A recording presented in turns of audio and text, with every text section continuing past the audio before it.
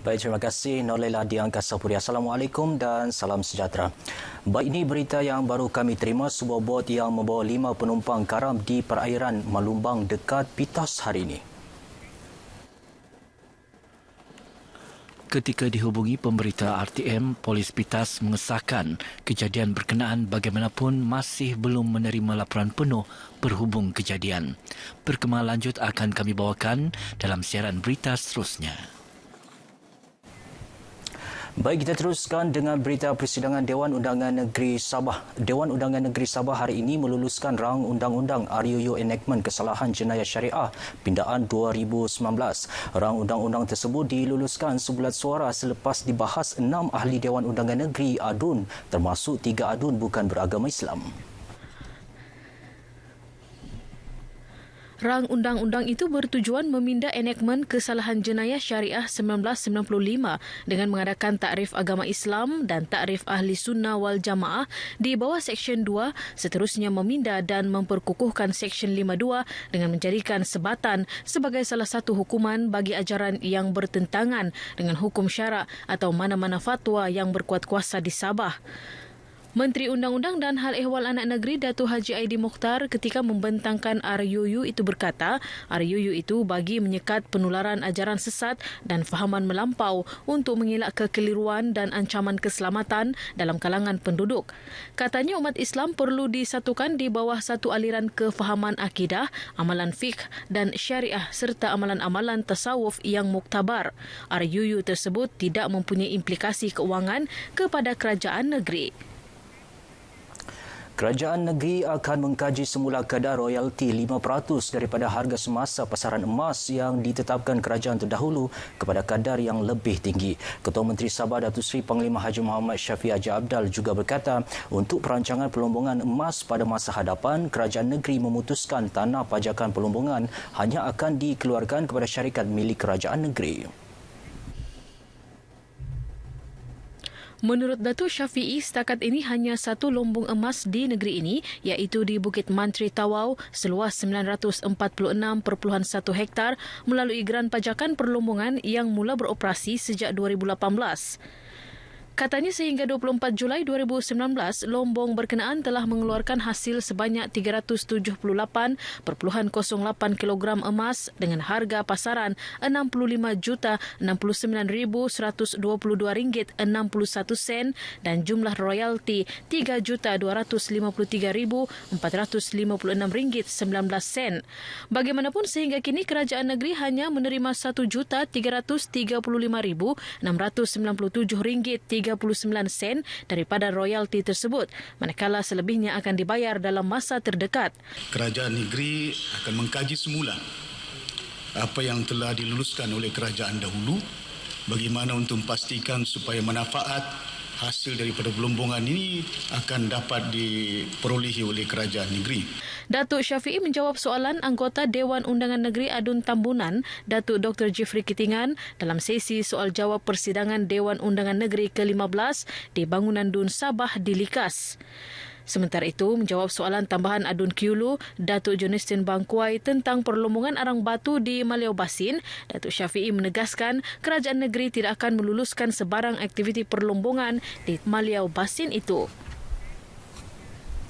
Kementerian Pengangkutan akan membuat kajian mengenai impak pengecualian dasar kabotaj terhadap Sabah, Sarawak dan wilayah Persekutuan Labuan yang dilaksanakan sejak 1 Jun 2017. Menteri Perdagangan dan Perindustrian Datuk Seri Panglima Wilfred Madius Tangau memberitahu kajian dijangka bermula November depan bagi tempoh 6 bulan. Menurut Datuk Madius, secara kasar dalam tempoh 2 tahun ini, impak pengecualian dasar kabotaj terhadap jumlah pelayaran langsung ke Sabah tidak seperti yang diharapkan. Berdasarkan rekod, jumlah kapal asing ke Pelabuhan Sepanggar pada 2017 adalah sebanyak 3,778, manakala hanya 3,280 pada tahun lepas. Datuk Madius menyatakan demikian semasa majlis bersama media di Kota Kinabalu sebagai mengulas soalan ADUN dilantik Loreto S. Padua mengenai adakah kerajaan akan mengkaji pengecualian dasar kabotaj atau terus memasukkannya. Pengecualian dasar tersebut dibuat pada 2017 berikutan dakwaan pelaksanaan dasar kabotase sebelum ini antara faktor kenaikan harga barangan di Sabah. Untuk rekod, dasar kabotase diperkenal pada 1980-an dengan setiap barang yang dibeli dari luar negara perlu melalui Pelabuhan Kelang dahulu sebelum dihantar ke Sabah. Peruntukan berjumlah RM2 juta telah disediakan untuk menjalankan kajian cadangan pembinaan landasan kereta api menghubungkan Kota Kinabalu ke Kudat. Kajian itu akan dijalankan pada tahun depan dan dijangka dapat disiapkan dalam tempoh 12 bulan. Menurut Menteri Pembangunan Infrastruktur Sabah, Datuk Peter Anthony, ketika ini keperluan dokumen untuk tujuan proses tender sedang dimuktamadkan dan pemanggilan tender dijangka dibuat sebelum akhir tahun ini.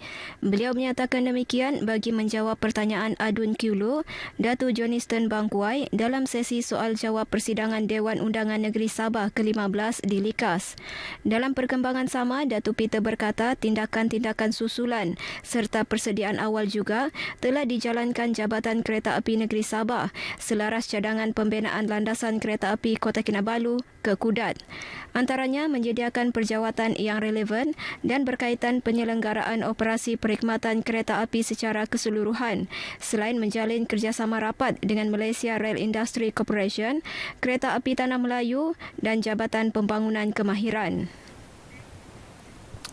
Kementerian Belia dan Sukan Sabah mengalu-alukan cadangan dari mana-mana kawasan yang memerlukan kemudahan sukan untuk dimasukkan dalam rancangan Malaysia ke-12. Menterinya Pung Jinza memberi jaminan pihaknya akan meneliti setiap cadangan demi kemudahan penduduk. Pung bagaimanapun berkata pelbagai faktor perlu diambil kira sebelum kemudahan sukan dibina termasuk peruntukan bagi penyelenggaraan. Ia bagi memastikan kemudahan tersebut dapat dimanfaat dalam jangka masa panjang.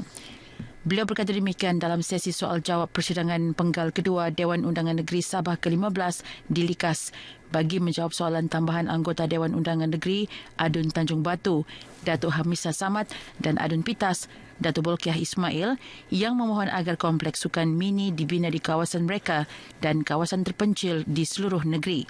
Sementara itu, menjawab soalan Adun Sulaman, Datuk Seri Panglima Haji Haji Nor mengenai pembinaan kompleks sukan Tuaran, Pung berkata pembinaan kompleks sukan itu akan dimulakan tahun ini. Sejumlah RM7 juta diluluskan untuk pembinaan fasa pertama melalui kajian separuh penggal rancangan Malaysia ke-11. Tapak seluas 40 hektar di Kampung Laya-Laya sudah dikenal pasti untuk tujuan itu. Fasa pertama kompleks sukan Tuaran akan merangkumi pembinaan sebuah padang bola sepak, trek sintetik, 8 lorong dan kemudahan infrastruktur asas yang dijangka mengambil masa 2 tahun. Baik, sekian dahulu paparan berita dari Sabah untuk Nasional 5 petang ini. Kembali bersama Norlela Muhammad Nor di Angkasa Puri. Silakan, Norlela.